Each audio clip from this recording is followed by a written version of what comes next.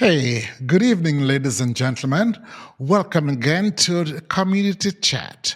Tonight we have a very special guest, Kevin from Kevin and Robin fame. He has been a friend of mine for years.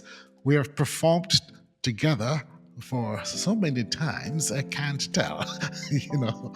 But Kevin, it's good to have you here this evening. Welcome. Thank you so very much, my friend. It is true that we have performed on stage a multiple of times doing concerts in Jamaica and overseas. I remember specifically Yes, when Kevin and Robin, you invited us to Chicago, Naperville, Chicago, yes, for those series of yes, concerts. It was great. It was great. Great to see you. Great to be yes. with you on the show. Good to have you here, my brother. Anyway, you are not just a performer, you are a professional. So tell us about your professional life. What are you skilled at? What is your claim to fame, so to speak? Thank you for that question. So, I am an associate counseling psychologist at Family Life Ministries in Kingston, Jamaica. I did my first degree at the University of the West Indies, then went on to do the Masters in Counseling Psychology at Caribbean Graduate School of Theology. Since then, I have been working with adult population, working with children, adolescents, helping them to solve personal problems, interpersonal challenges for the last 20 years. I've been working Wow, as a 20 years. psychotherapist. So essential Wow, 20 wow. years, right? My, that's a long time. Yes, yes, time flies when we're having fun. So Okay. it has been very rewarding. Family Life Ministries is one of the largest counseling centers in the Caribbean. We have over Hmm. 30 psychologists and Wow. serving Jamaica and the Caribbean. So it has been very rewarding. You know, one day I would like to talk with you about suicide preventions as well as handling depression. So that's a topic we'll talk about at another time, right? Because that is a very big issue. Sure, sure, definitely. Okay. But tonight, folks, we'll be focusing on conflict, conflict resolution strategies, tips, and advices or advice that Kevin can provide us. So, Kevin, let's dig right into it because there's a lot to go through. What do you define as a conflict?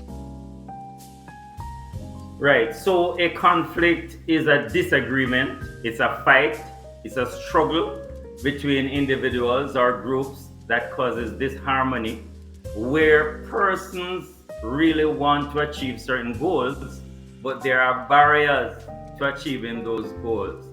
And the conflict may be caused by a number of factors happening. For instance, in marital relationships, intimate relationships, parent child relationships, we may look at personality differences, which is a huge factor. Certain personality types are prone for certain behaviors, and every personality has strengths and it has weaknesses. So one of the models that's very simple to use is where they divide us into four personality types. The choleric personality, which is hard driven, goal oriented. This is the person that achieves a lot. They're the visionary of society and they're very successful. If you tell them it can't be done, it is done. The choleric personality, more than any other personality type, achieve a lot. However, like any personality type, Okay. there are weaknesses. One of those weaknesses is that they sometimes lack empathy because they do so well. They can't Okay. understand why other people will not get up off their buttocks and do the work. So you can understand if that personality type has to be in a relationship with another personality type, for instance, say phlegmatic. The phlegmatic personality, this is a person that is pretty good in interpersonal relationships. They listen very well, they're very calm, and they understand people in a way that they can effectively communicate to each other. However, one of their weaknesses is that they tend to be lazy, procrastinate. And I have to be honest, I am phlegmatic, my wife is choleric. So we have two different personality types that we have to navigate. Uh-huh. So we are phlegmatic. So Then your there wife is tend to the boss you around then. she Your has wife tend to lots of boss you around, energy. eh? Yeah, let's Well, say that she has lots of energy. okay. By the way, Kevin's wife is Muriel, and she is a stalwart in her own right. She's a CPA and has been doing that for years. So no reason, no wonder she bosses him around. So Oh, so they do have it is one son. They do have one yes. son that I need to say this because I love this boy. This boy is Samuel. He's an attorney and he's actually doing quite well. Tell us about Sam before you go any further. I need to talk about Sam. Oh wow! No, Samuel is really a very special son. Very Uh-huh. solution oriented and goal focused, like his mother. So I have a Uh-huh. feeling that a lot of the traits, genetics came from. But I think I have some part to play in it. Actually, he was the Rhodes Scholar in 2020 from Jamaica. So he got a scholarship Yes. to go to Oxford Yes. University, where he did his master's in international law and MBA. So he has been doing very well and yeah, navigating his course. So I'm he so helps. proud of He you helps. guys. Great, great. All right, let's get back to the topic at hand. So you Sure. have four different personality types. You mentioned two. Yes. What are the other Right. two you talked about? Right. So the other two, one is sanguine. The sanguine personality is the happy-go-lucky person. In fact, more than any personality type, the sanguine person enjoy life. They are the life of the party. No matter what is happening, they are enjoying themselves, and they say life is for living. So they Ernest they Smith. they get along with people.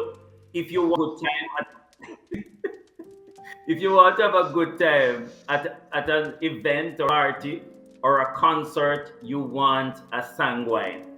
Now, one of the weaknesses of a sanguine is that they tend to overcommit.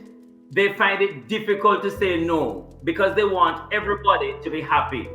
They really want person to enjoy themselves. So you will ask them, can you do this? Yes. Can you do this? Yes. And then they take on so much that sometimes they can't complete the task. And that can cause conflict as well. Then the final personality type is melancholy. Melancholy. No, it's amazing. The melancholy personality, they are the geniuses of the world. Most of the persons who do extremely well, they're analytical, they have perfectionistic tendencies, they spend lots of energy perfecting their work. If you say to a melancholy person, that's good job, they say, no, wait, it's not finished yet. I have something else to do because they just want to deliver great work. One of the weaknesses is that Okay. they are prone to mood swings and depression. They are prone to depression because they mark themselves very hard. They are very critical of themselves, and because it's hard for them to celebrate their victories, to celebrate that they have done very well, they become critical and almost forcing themselves into a depressive state. state, and they also can be Okay. critical of others as well. So that's a synopsis of the 4 personality types. However, it is so You want to important. say them again? You want to Yes, so say what the four are again, just to right, make sure everybody have a full context. What are the four right. again? So the first one I mentioned was choleric. That's CHOLERIC. The second, phlegmatic, PHLEGMATIC. That's phlegmatic. Then we spoke of the sanguine, SANGUINE, and then melancholy, MELANCHOLY. It Okay. is so Where important. can we get some more information about these types? Okay, so a search in Google will be very helpful as well. And then there are books that you can check, the 4 temperaments, they may call it. If you put in a search for the 4 temperaments, one of the authors, I think it's Delahaye, a very, very good book. But once you put in those 4 personality types, it should come up and references as to some of the material. Very helpful. Okay, great. And what Thanks for that. what I want to say, sure, it is so important. One is that there is no wrong personality type. There is no wrong personality type. Your personality is a gift to planet Earth, and this is as a result of what we call nature and nurture. So nature is the genes that we inherited from at least 6 persons, mother, father, and grandparents on either side. They largely contribute to our gene pool. So that is nature part of our personality. However, the nurture is socialization, how we experience early childhood. Did we get a safe environment where our self-esteem was adequate? We had a healthy self-esteem, or in psychology terms, we went through trauma or adverse childhood experiences, ACEs, we call them: physical abuse, sexual abuse, emotional abuse, neglect, abandonment. All of these things wire our personality, and it affects how we deal with disagreements. So it's so important that we know ourselves and we get to understand ourselves so that we are better able to respond to challenging situations. Okay, so having discovered who we are, the type of personality that we have, and the results of our ACEs, so to speak, how they culture and develop our responses, what are some of the expected conflicts that would naturally come as a result of this personality journey? Right. Thank you for that question. Oftentimes, we have different goals in life. So when we meet other persons, whether in groups or intimate relationships or platonic relationships, we have to struggle as to, can I have my goals met, my needs met?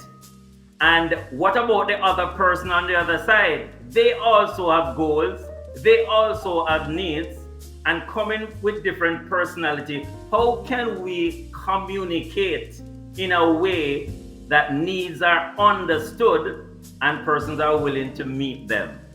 Because remember, we will always have opportunity for conflicts on planet Earth because we're looking at the same thing with different lenses. We have come from different places. Are you saying then that conflicts usually result of us trying to get our individual needs met, and they are not necessarily being met in the way that we want them to?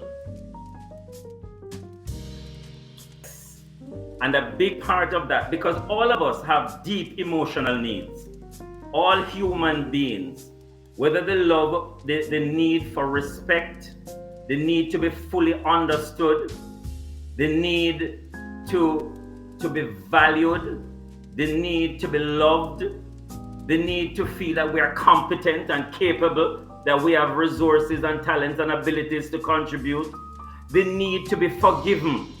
These are strong needs that we have, but sometimes we're not conscious that we're operating with those needs underneath. So when we come to the table, when we are communicating, we have underneath a lot of these non-conscious needs. And we normally say, remember, every behavior has a meaning. Every behavior has a deep meaning. If the person feels safe enough, they will tell you why they behave like that. And so do we create so that the conflict will be an opportunity for growth and development. Okay. So therefore, whenever there's a conflict, it means that somebody feels that their needs are either abridged or they have been discarded or not being met. Would you say that? Definitely. Because if we're understood by the other party, the other person, and it's amazing because many times person just want to be fully understood, even if you disagree with them. But many times we confuse agreement with understanding, but they are distinct operations where people, they just want, if you could listen to me, if you could listen to try and understand where I'm coming from. No judgment. Don't judge me. Don't be quick to respond. Just try and listen to understand. If I could clarify, if I'm not sure, I would say, are you angry of what I said? And that person can now respond to say, no, that is not why I'm angry. I am angry because you disrespected me. So it's a conversation where persons now have to create a safe space where we try first to operate on what I would say the emulating emotional intelligence. And I have to say that because one of the first steps of emotional intelligence, self-awareness before there's self-management.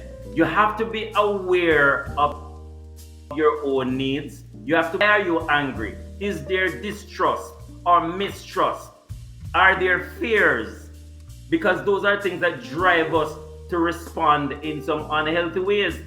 We have to identify the feelings, we have to name them, and many times we have to use I statements instead of you statements. So I felt discouraged, abandoned, rejected when you did that. I am angry when you said that. I felt jealous when I saw that. Notice using I statements. I am owning it instead of saying, you made me jealous. You are responsible for making me angry. You always do that. You never do that. Once you're using you, you're attacking. And the person's defenses are going to go up. Okay. So you use Because sometimes, yeah. because sometimes the persons who might offend you does not realize that they are offending you, right? Definitely. And many times, if we could just think of this, be curious instead of furious. Be curious instead of furious. Just a That sounds like curiosity. Kevin and Robin. If you take a deep breath. Yeah. So I find that it's very, because remember, anger is one of those difficult emotions that lead the conflict into making us say some things and do some things that we regret. So we have to You be know, as able you mentioned that, to just a second, identify. just a second. Yes, You sure. said something to me about 20 years ago that has stuck with me. And the thing you said to me, Everton, not everything that you can do, you should do. And believe Wow. me, that has changed my world outlook so much. It's amazing. So thanks for that. That- no, you are welcome, and thanks for reminding me of that. And We that had a helps. long discussion because it was a traumatic time. I was doing too many things. Everton, not everything that you Yes. can do, you should do. So that was good. All right. Now No, that we no, have that identified the that conflicts, is true. That is. now that we have identified the conflicts and the source of the conflict often is ourselves and our generational brought up see, so to speak, how do we handle them? Yes. What are some of the strategies that we could employ that could help to mitigate or minimize the impacts of the conflicts that we experience? Sure, great question. So there are destructive ways of managing conflicts, and there are constructive ways. A few of the destructive ways, one is denying that there's a conflict. So persons go into denial, and they are hoping that by denying the conflict will go away. We say that is destructive. Then secondly, some persons, they operate in what we call displacement of anger. Displacement of anger. Everton works at this place. Dr. E works at this place, and the boss calls him and says, if you don't shape up, I am going to fire you. Now, he wants to say something to the boss, but he needs the job. So he holds it in. His wife shares him a meal, and it is cold. And he says, what is this cold food? Woman, don't you know I need hot food? And he starts one piece of quarreling.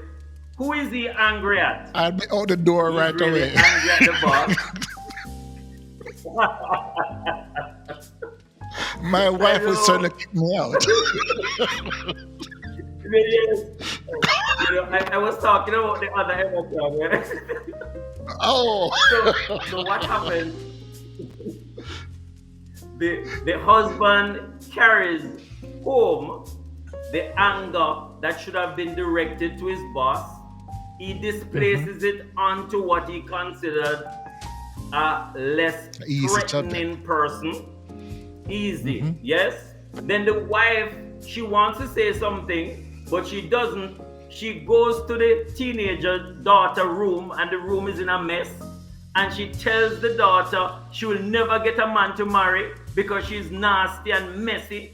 She's displacing the anger onto the teenage daughter. The teenage daughter pinches the little brother. The little brother kicks the dog or the cat. So what we're saying is we have to be careful that displace anger.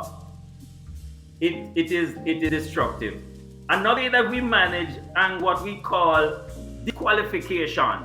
Disqualification is where we're angry, but when the person says, I realize you're angry, and you said, no, I am not angry. I just feel a little stressed. Not true. I am angry. And I need to be able to say I am angry because there's nothing is wrong. Anger is an emotion, just like any other, like joy and happiness and feeling excited and anxiety. The human being must be able to embrace the full range of emotion. Just that we can be angry and make decisions that will not make the situation worse. So those are some of, and there's another one, disengagement. Engagement is really stonewalling. Is this silent treatment. Okay, I know that one very well. I am not willing to have the conversation, this difficult conversation, but it's killing me on the inside, and I am repressing it. It might burst open, or even with the help of a third party, a good friend, a counselor, a therapist, or someone that we both admire and respect, so that we can hear a different perspective. So we want to then go to the constructive ways of dealing with conflict. Yes. That's fine? That's perfect. Right. Move So, ahead. sure. Very important. Identify the issue. Many times we forget the real issue. We are so busy talking about other things that are side issues. The main issue is not identified and focused on. So somebody with the intelligence and the maturity must say, take a deep breath. Let us clarify the issue, and then we stick to the issue. Very important. Then there is a saying, Stephen Covey says, seek first to understand and then to be understood. Seek first to understand and then to be understood. Because when we normally come to the table, one person is saying, you listen to me. You listen to me. And the other person said, no, you listen to me. And it's fire and more fire. And the first place is gonna burn down. Somebody would have to say, we call it bracketing. You bracket your stuff and you tell yourself, I'm coming to my stuff, but just wait a little. And then I empathize. I go over to the other person's side and said, tell me more. Share with me. I really want to understand where you're coming from. Can you just share with me? I'm listening. And then when the person speak up, I said, tell me this is what I am hearing. And I paraphrase what I am understanding to be the issue and how the person is feeling. And the person can say yes or no, wait, let me say it again. And we work through that until I get it. What I is to try and even if I do not agree, but the person de-escalate the situation because the person feel understood. They are in a better place to hear you, but that takes a level of maturity and skill set. So that's another. And it takes time as well. It does. It really does. Okay. What else can we use? What other constructive methods can we employ here? Sure. A simple thing, choose the right time. Choose the right time. Because you can know sometimes persons they're stressed out, they're tired, they may be going through a lot of other things. If you're aware of it, it may not be the right time to have certain conversation. In marriages, intimate relationships, one person may be a night person, the other person a morning person. You might have to find a time safe to both so that better mood. Then so choose the right place, not in public. Right place. Even our children, not in public, privately. Think of a parent scolding a teenage child in front of his friends, her friends, humiliating her, humiliating him. The child is going to push back. There are bound to be some arguments. When you meet privately, behind closed doors, try and have those conversations. And very important, sometimes even when parents are having heated arguments and they would bring in a child to support their side, we call it triangulation. Triangulation. That's a bad idea. Bad idea. As adults, try and have that conversation. If you need a third party, you agree on the other third party. Then hold on. On this third party person, on this third party element, for the third party element, shouldn't you agree on a third party prior to the incident or while you're having the conflict? Okay, so it would be very helpful if you would have decided on that before you have conflicts or arguments.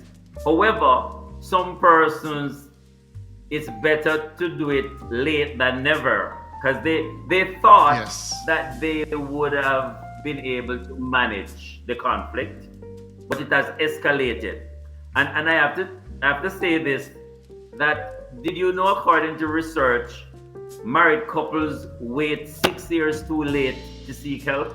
6 years Wow. too late. 6 years. Because, yes, by the time they reach the counselor, it takes so much work because many things have been disregarded, swept under the carpet, a lot of resentment, a lot of bitterness, a lot of unforgiveness, that it takes a lot of work. So those who are listening, we're encouraging persons that you seek help when you need help. When you realize that you're between both of you, you're not coming to win solution, asking you to seek help. But another thing I would say that helps with managing conflict is to begin with a positive stroke. Begin always with a positive stroke. So find something that you admire about the person and say it up front. I appreciate how hard you work for the family. However, I really miss having dinner with you in the night. I appreciate you going to school and really being committed to going to classes. And I'm wondering how we could help you to get better grades. So we start with a positive stroke. I normally tell the wives, for instance, that men and boys tend to do better when they are commended for what they're already doing than pointing out what they're not doing.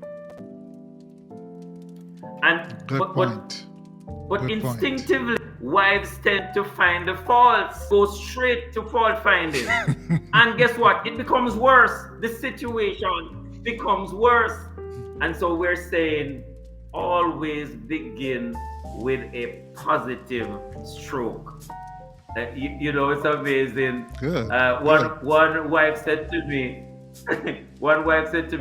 Mr. Bailey, there's no good in my husband. There's nothing good about him. And I said to her, I can tell you one good thing about him. And she says, you live with him? You live with him? Tell me, you tell me. And I said to her, you have a very wise husband because he chose a good woman.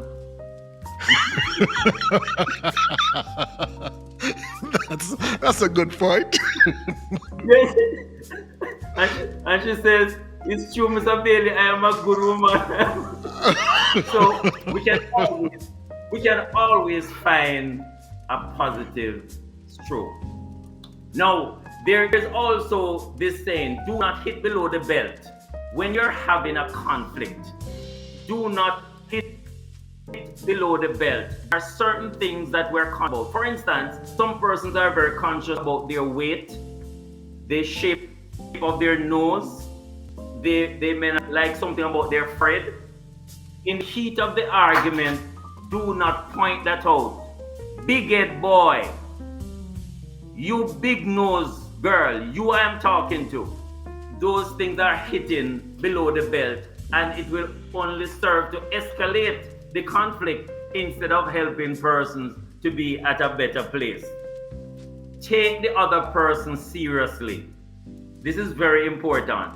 Sometimes we trivialize. We think what the person is bringing to the fore is a trivial thing. So we laugh and say, that is what you're vexed about? No, really? That is what you're upset? And we are laughing, but what is That they are serious. laughter to one man is stressful for the other person. And so we must recognize that we have to take the other person's issue seriously, even if it appears to be a trivial thing for us. Because remember, different personality, we have different way experiencing what was said and what was done. Then important, express your anger non-abusively.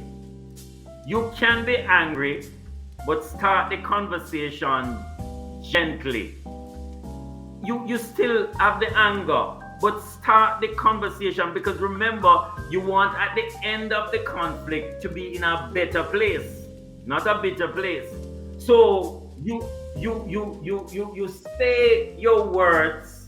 I am angry, and if I need a little space, can you give me some space right now? Because I do not want to say some things or do anything that I will regret.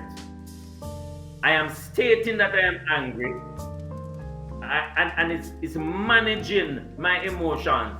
At the beginning, I talked about emotional intelligence, because these are opportunities to manage your emotions, because our emotions are supposed to serve us.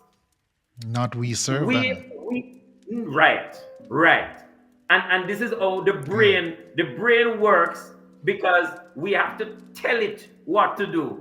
I normally do a simple lesson and remind person that you have the mind separate from your brain.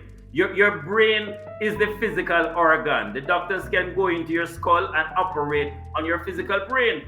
Your mind, where you get your mindset, is how you think, how you feel, how you choose.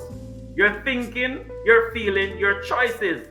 You send a thought from your mind to your physical brain, and the brain changes in the direction of the thought. It's called neuroplasticity. And they can show you, for an example, if you say, for instance, to your partner, you will never understand me. Whoa, what are you doing? You are also sending a message to your brain that your partner will never, ever understand you. You're setting up yourself for failure. You ought to be saying some things like, it's a difficult situation. I feel uncomfortable. However, I believe when we're calm enough, when we have taken some space, can we go at it again and see if we can resolve this or we can manage it? Because any thought that you send to your brain, it is going to manufacture it. Well, Kevin, it has been a fantastic discussion with you so far. We could talk all night about this because there's so much to talk about, But time doesn't allow us to do too much time. So, hey, we've got to stop it here, but we bring you back again to talk about suicide prevention as well as handling or managing depressions. So, Kevin Bailey, it is a great time with you, and I've enjoyed this. Hope our listeners have gained a lot from this discussion. Any final thoughts you have? Sure, just to say we should aim at having a win-win solution when we're having conflicts. It is a part of the human experience, and see it as an opportunity for growth and development. We must aim at becoming better, not bitter. So try and have that while we're having the intense conversation. Let us realize it's an opportunity for us to grow, to become better human beings. Could you say that last point again? Just want to make sure we get that in properly. Sure. Just to remind our audience is that we will always have conflicts. It's a part of the human experience. However, we must see conflicts as an opportunity for growth and development. And we should choose to have a win-win solution so that instead of becoming bitter, we become better. We were created for love. We were created to have harmonious relationships, and conflicts allows us to grow, to become better human beings. Wow, that's awesome.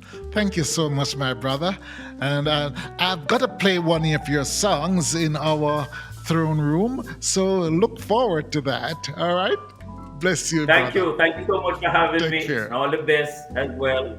All the very best. Thank you, my brother. Talk soon.